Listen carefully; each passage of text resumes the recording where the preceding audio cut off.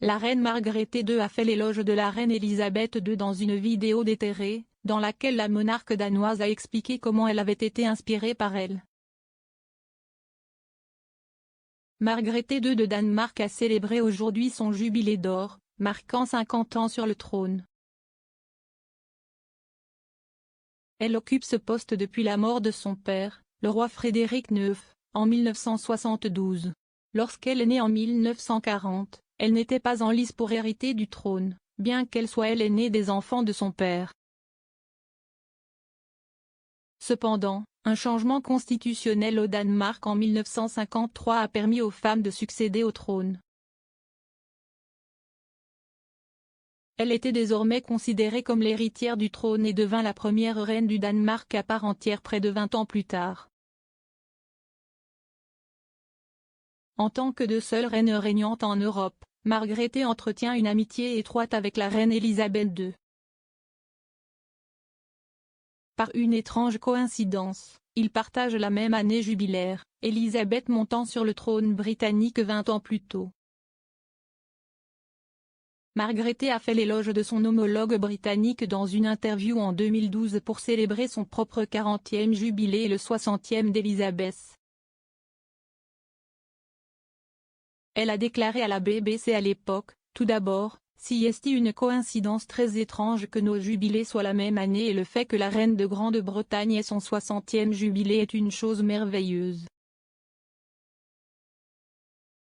Je tiens vraiment à la féliciter et je tiens à féliciter sa nation pour les années fantastiques qu'elle a servies. Elle a toujours été quelqu'un que j'ai admiré.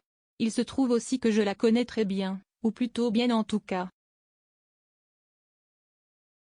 Elisabeth et Margrethe sont cousines au 3e degré. Les cousins au 3e degré partagent traditionnellement un arrière-arrière-grand-parent et descendent des enfants de cet arrière-arrière-grand-parent. Elisabeth et Margrethe partagent la reine Victoria et le roi Christian IX du Danemark. Margrethe est également une parente du prince Philippe. Le défunt duc d'Édimbourg est né prince de Grèce et du Danemark et partage ses ancêtres avec Margrethe par Victoria et Christian IX. Margrethe a déclaré à la BBC qu'Elisabeth l'avait toujours inspirée. Elle a déclaré « Je pense qu'elle m'a inspiré une chose en particulier, dès le début, même avant qu'elle ne soit reine, lorsqu'elle a parlé de se consacrer à sa nation. Je me souviens avoir pensé quand j'étais assez jeune, et bien avant la mort de mon père, que c'était vraiment de cela qu'il s'agissait. J'ai senti qu'il y a 40 ans, ce jour où j'ai été proclamée, que d'une manière ou d'une autre, je consacrerai ma vie à ma nation comme elle l'a fait. De cette façon, elle a été très importante pour moi. Margrethe a étudié à l'université de Cambridge et à la Sorbonne en France avant de monter sur le trône. Aux côtés de son défunt mari, le prince Henrik, décédé en 2018, ils se sont forgés une réputation très impressionnante.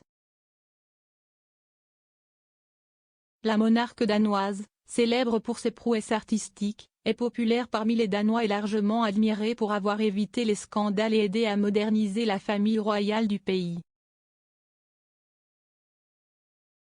L'historien Lars Ove Bakke Sørensen a récemment déclaré à l'AFP, la base de sa popularité est que la reine est absolument apolitique. Elle a réussi à être une reine qui a uni la nation danoise à une époque de grands changements, mondialisation, apparition de l'État multiculturel, crise économique des années 70, 80 et encore de 2008 à 2015, et la pandémie. Margrethe a marqué le jubilé en déposant une gerbe sur la tombe de ses parents dans la ville de Roskilde. En raison des restrictions en cours sur les coronavirus au Danemark, les célébrations à grande échelle ont été annulées. Au lieu de cela, ils auront lieu en septembre, avec une série d'événements prévus les 10 et 11 septembre.